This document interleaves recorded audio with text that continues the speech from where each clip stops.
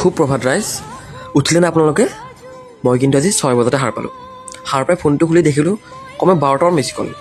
লগৰজনে phone কৰিছিল, আজি বোলে খানা এটা খাই হেনো। আৰু যিহেতু খানাৰ কথা ৰাইজ, বেছি দেৰি কৰিব নোৱাৰি। চ' ময়ো পুৱা উঠি প্ৰথমতে মুখখন ধুই আহিলোঁ।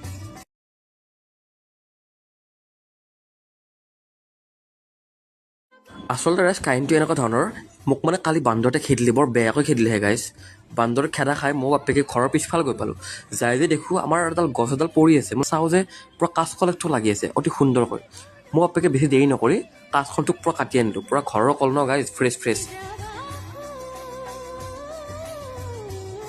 এয়াই ৰাইজ বান্দৰ আৰু কলগছৰ কাহিনী। বাৰু সেইবোৰ বাদ দিলোঁ গাইজ, মুখখন ধুই আহি মই দেখিলোঁ পূৰা মায়ে গৰম গৰম পুৰি বনাই আছেহে। মোৰ ফেভৰেট হয় এইটো, আৰু লগত চব্জি। আৰু এয়া হৈছে মোৰ অতিকৈ মৰমৰ মাজনী। আৰু গাইজ লগত আছে মোৰ অতিকৈ প্ৰিয় গাখীৰ চাহ। এতিয়া ৰেডি হৈ গ'ল মোৰ আজি ৰাতিপুৱাৰ ব্ৰেকফাষ্ট, পুৰি চব্জি আৰু গাখীৰ দিয়া চাহ।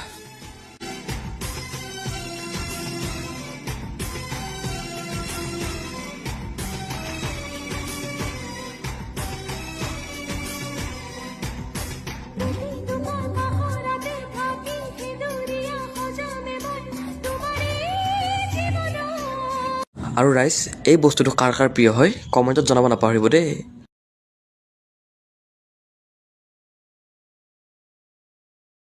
আৰু গাইজ এতিয়া মই যাব ওলাইছোঁ খানালৈ, আৰু খানাত কি কি হয় সকলোখিনি দেখাম। চ' গাইজ নেক্সট ভিডিঅ'টো চাবলৈ নাপাহৰিব দেই। আজিলৈ ইমানে আছিল, ধন্যবাদ, জয় অসম।